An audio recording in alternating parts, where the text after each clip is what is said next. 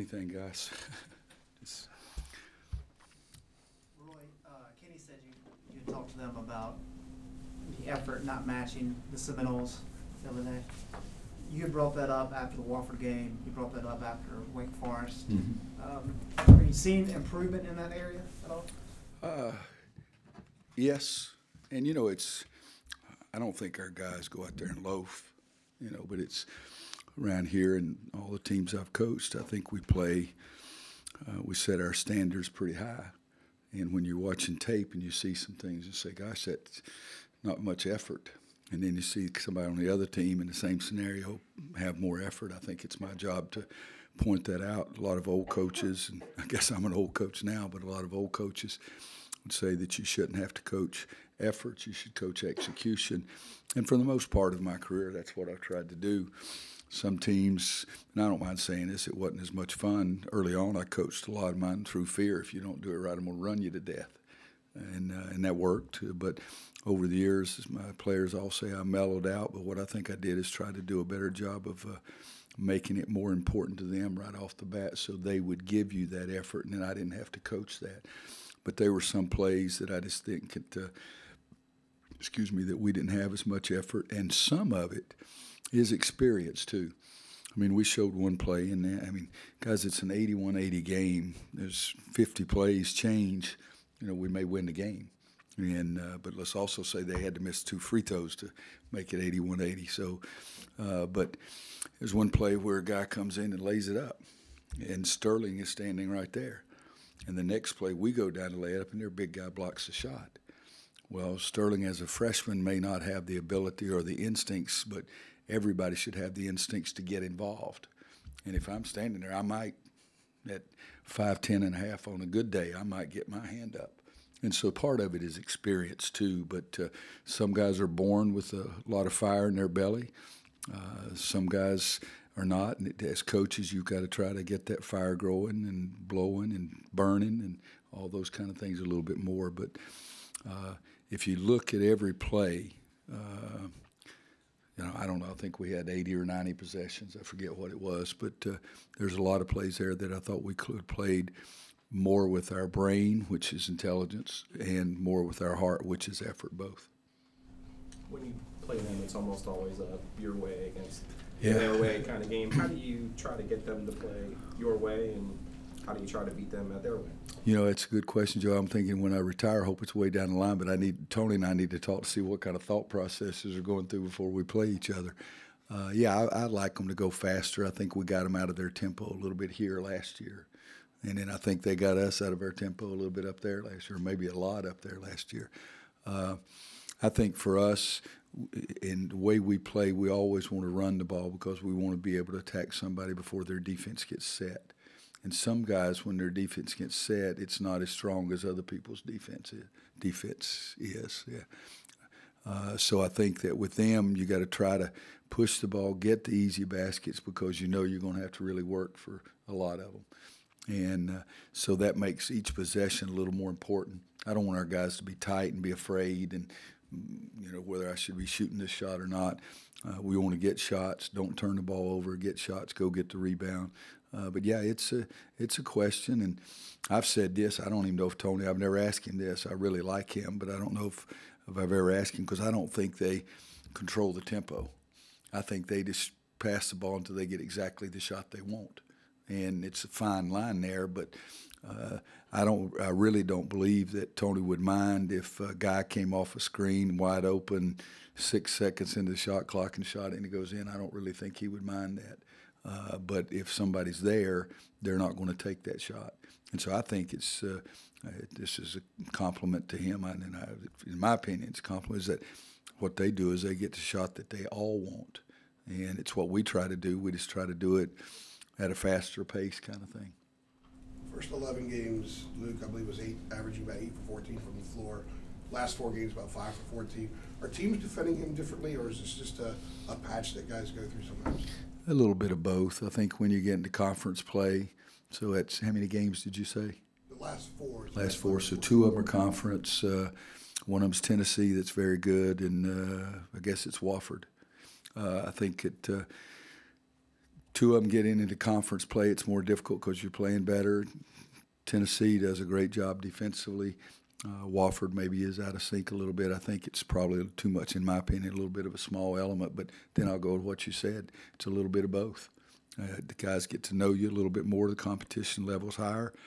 You guys have heard me say many times that at the end of the year, you look and see those guys whose stats go up when you get into conference play instead of going down. You've really got something special because the competition level is so much higher. Are you okay with the amount of threes that you guys are taking, or would you like to see them try to work it in a little bit more? I don't really dictate, a number. I just want to be open. When we had Tyler Hansbrough, Sean May, John Henson, Tyler Zeller, Kennedy, Isaiah, Bryce, you guys have heard me say that I think I'm pretty confident in what I do.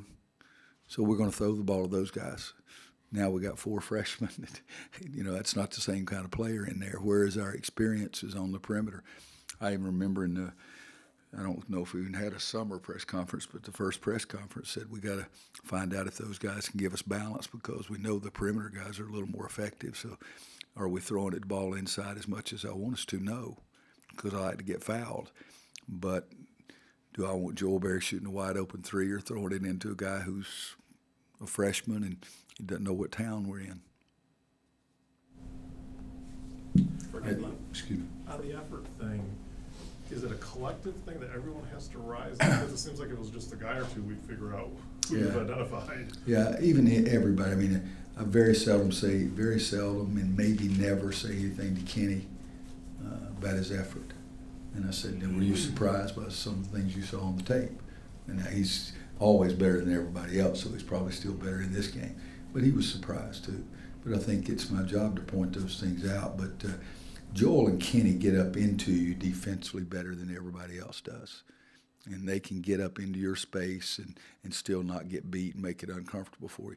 We've got to get the other guys to be able to do that and still not get beat. So, it's a fine line. If I get up too close, coaches, where I'm worried about getting beat so I can't get beat. So some of the guys are, being concerned a little bit about that. But, you just see somebody on the other team making an unbelievable play, and then you run it back and say, guys, he came from that spot to that spot, and we have somebody at that spot that didn't get to that spot.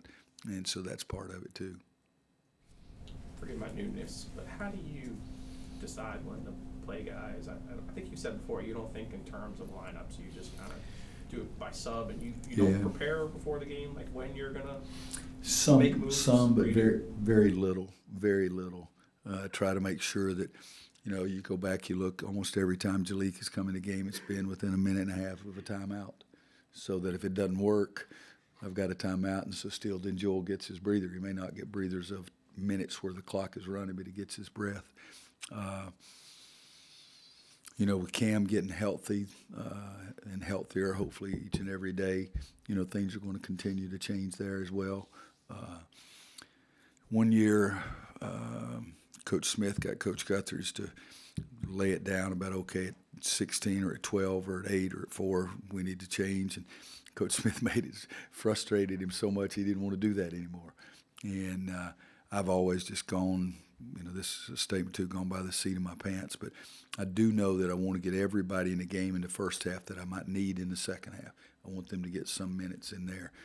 I do know that when I look at the Florida State game and Joel's got 35 minutes and Kenny's got 34 or 35, that's to me is a little bit too much. And because I'm looking at a long season, I want them to have their legs, and that also means I'm not giving their backups of those other guys enough minutes. And I think even Kenny's freshman year, I gave him some minutes, and I think that has helped him turn into the player that he is right now. Joel Berry, his freshman year, he got some minutes. Some coaches are very comfortable playing 5 or 6 guys, and I'm just not doing that. But there is a pretty big difference between, 35 minutes and 5 minutes. Have you ever consciously thought to yourself, if I don't play this guy, he's going to transfer? Because I think you're the only one who hasn't had a transfer in however many years. Yeah, we're going to have 13 after this season because you asked that question. I'm going to come see you. We have a couple seniors. So. Yeah. Well, we have 2 seniors and 11 transfers. You see guys who it's a philosophical kind of holistic kind of Yeah. thought process. But I wonder if you ever even subconsciously even think, man, if I don't get somebody like you said, Joel, or maybe Isaiah, those first couple of years. No, I've never. And I've been surprised. I think I've had 8 transfers in 30 years. I think. And the reason I say I think, because I don't know if I'm counting one kid that I said, now you can come, but it's going to be really hard for you to play because you're above your level. And after he got there, he agreed. So to me, that's hard to count him as a transfer because I told him, if you come, I'll say, Joe, you're not really good, but I need a warm body to figure out. No, he was a great kid that loved our program, but it worked out. Playing was more important to him than he thought it was. But I think I'm right in 8 transfers. I know I've had 4 in 15 years here, and I think I had 4 in 15 years at Kansas. And one kid transferred, and his family was so upset with him. It was unbelievable. Marlon London, he wanted to go back home to Chicago, and so he transferred back to DePaul. And the next year we played DePaul, and his mom and dad sat behind DePaul's bench with their KU stuff on. So it's so you have some things, but. I've really, Joe, have never thought about what am I doing right now? Is that going to make him stay or go? I always feel like grass is greener where I'm standing, and I think I've shown that throughout my entire life. But I want to play guys because they deserve it, because it'll help them long term, because I'm trying to run a program and not just 1 year. Or they're beating a guy out, and competition's getting closer and closer and closer. And I had a guy his junior year start every game for us. And then his senior year, he started on senior night. And that was hard, but he handled it well. But Paul Pierce was the guy that took his place, and so he beat him out. It's pretty good. Yeah, he's a pretty good player. Those are all honest conversations you have to have with the kid from the jump, though, right? Like, you might play 10 minutes, but you play 30 minutes. Yeah, the Wares left, that surprised me. The timing of Larry Drew's deal surprised me. And Alex's did not surprise me, and we had very straightforward conversations with Alex, and I loved him, still love him, kind of thing. Joel Berry he's scoring a lot, but his percentage is a little bit down. Do you think obviously he's scoring a lot and has to score for this team. Do you think he's pressing at all or kind of forcing the issue on offense? You have the one that's got what's his career for shooting percentage? Is it all the way in here? Because the way I'd answer that is that take out 1 for 11 and see what his shooting percentage is this year compared to what he's been in the last. He's 425 for his career, 42.5 for his career, 39. Okay, so take out 1 for 11. What is he? He's probably 42.5. Yeah, because 1 for 11 the first game, he came back from his injury, and I really believe that if you check it, it's probably a lot closer. I worry about a lot of things, but it's not Joel's shot going in. And I think the more you talk about it, too, it probably puts more stress on it. But that's a smart aleck way of answering, but it's also the way that I look at it. I look down and I say, Joel Berry, 39-1. God almighty, son, why aren't you shooting 83-3? I want him to make every shot. But I do believe that, so make him 80 for 196. 41%. So I don't, that's what I'm. I guess, do you think he feels like he has to score more on this team? Yeah. I believe so. He doesn't have Bryce, who was the number 1 draft choice and was able to get 39 and 23 one game. He doesn't have Marcus, doesn't have Isaiah, doesn't have Justin, doesn't have Kennedy. So I think and I told him, I said, you need to score more. But I don't think there's anything wrong with that either.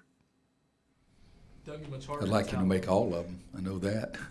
Doesn't get much harder in Tallahassee and Charlottesville back-to-back. Do you embrace these games early, or is it just it is what it is? You're playing them for them? I've always just play them when you play them.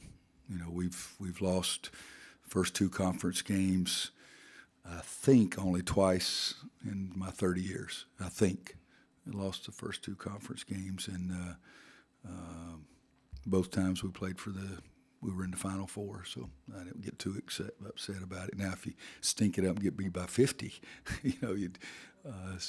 but I really do try to look at the big picture. And I think this year, we played Duke twice. They're pretty good. Okay? Played Notre Dame twice. They're pretty good. We played Clemson twice. Is that right? They're pretty good. Who might leave at State? State's going to be fired up to play us after what happened last year. And, you know, the imbalance of the schedule, you know, it's a factor, but can't worry about it because it's what it is. When you play, whether it's No. late February or. No. The only thing is if you got a key player that's out, you'd rather play those tough road games and have your key player in. But we won, oh, gosh, we lost to Miami here at home and lost at Wake in 2005. Wake, yes. Yeah, and we were 0-2, and, you know, we ended up okay. Oh, we ended up pretty doggone good. Anybody else, guys? Did you? 09, yeah, because that's right, because that's when I really put the pressure on Coach Robinson in front of the whole team. I said, Coach Rob, when's the last time we lost our first 2 conference games? And it was 1990, and I asked him that question in 2009. He wanted to know when the statute of limitations, our divorce was over.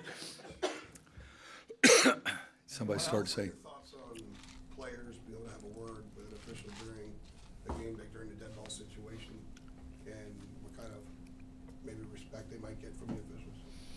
You know, we all know what you're talking about. Jesus Christ, I've seen it, and Mike, no, they're not together anymore. PTI, yeah, I've seen it, heard it. The one guy where the girls on there with 3 or 4. No, it wasn't around the horn. I know that one. It was a girl, and there's some football player. He went off because he said that you can't let players go talk. I mean, everybody's got an opinion, you know, but it looked bad. I did not see him turn his back on Joel. I saw Joel set the ball down. I told Joel, and Joel's already said this, that I told him, I said, just go over and say, Mr. Ref, you know, I just set the ball down. It was not intended to be any disrespect. And at that time, when I told him that, I hadn't seen what had happened before, and that wasn't right either. And, you know, we've released a statement about it, and people make mistakes. You know, sometimes I think, I can't remember, but I've had like 19 technicals in 30 years, and 4 of them I didn't deserve at all. I wasn't even mad at the official, but it looked bad enough. And so it didn't look good. I don't think that the intention was there for it to look as bad as it did look. But to answer your question, I think players should be able to go and say something to an official. I do that a lot of time instead of me standing over screaming at a guy, hey, will you watch this? Will you watch this? Hey, I'm talking to you, you dumb bum. You know, I think it's a little more pleasant to say, Marcus, go over and tell the ref, please watch them doing whatever. I don't think there's anything wrong with it, and 99% of the time I think the officials handle it well, and they would probably rather that happen instead of me calling them a dum-dum, you know, from 40 feet away. But it's unfortunate that happened. It looks bad. It's unfortunate, but you know, it's what it is, and they're both those guys, so competitors, and they'll both go on and be fine. Is that a real good no comment? Good. Thank you.